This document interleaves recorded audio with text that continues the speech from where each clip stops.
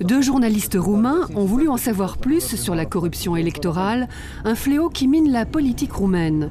Pour mener leur enquête dans les villages, Petric Rachita et Răzvan Chiruza se sont fait passer pour les collaborateurs d'un candidat aux élections législatives. À Gurafoi, ils ont frappé à la porte du maire Marian Iosif et filmé l'entretien en caméra cachée. Il nous a demandé 50 000 € et en contrepartie, il nous a promis entre 300 et 500 voix. Il a affirmé avoir des accords avec tous les partis et on l'a filmé, avec les national-libéraux, les sociodémocrates et les libéraux. Il nous a dit que la seule chose qui comptait pour lui, c'était l'argent. Et pour obtenir un siège au Parlement, le maire l'avoue sans complexe, ça coûte beaucoup plus cher. Combien? 1 million d'euros. Je suis surpris, je pensais que cette circonscription était toute petite, mais là on parle de beaucoup d'argent.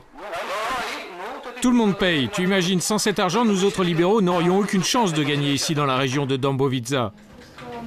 Depuis des années, l'organisation non gouvernementale pro-démocratie observe ces pratiques de corruption électorale. Pour les législatives en 2004, environ 3% des voix auraient été achetées.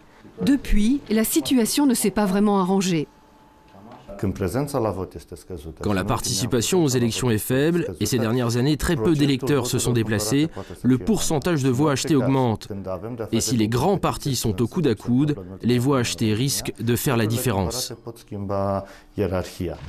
Les pauvres, en particulier, acceptent volontiers les pots de vin, d'autant plus volontiers qu'ils n'attendent plus rien de la politique. Au café, les villageois expliquent la procédure habituelle aux journalistes. Pour commencer, un collaborateur du maire leur remet des billets cachés dans un journal. Ensuite, on te demande de signer un contrat de vente et de jurer sur la Bible que tu respecteras ton engagement. Si tu mens, tu seras puni par Dieu.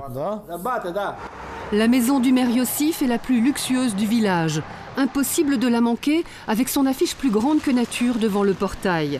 Marian Iosif a refusé de répondre à nos questions. Par contre, il a envoyé quelques hommes qui ont observé tous nos faits et gestes. Mais plus choquant encore, c'est la réaction des grands partis roumains. Les dirigeants des grands partis nous ont dit que c'était la coutume en Roumanie. Tout le monde donne de l'argent, tout le monde reçoit de l'argent. Que voulez-vous qu'on fasse contre cela? On ne peut tout de même pas accuser 2 ou 3 personnes alors que tout le monde le fait. Un homme risque pourtant de payer pour les autres. Après la publication de l'enquête de Răzvan et de Petric, le parquet de Bucarest a ouvert une enquête concernant le maire de Gurafoi.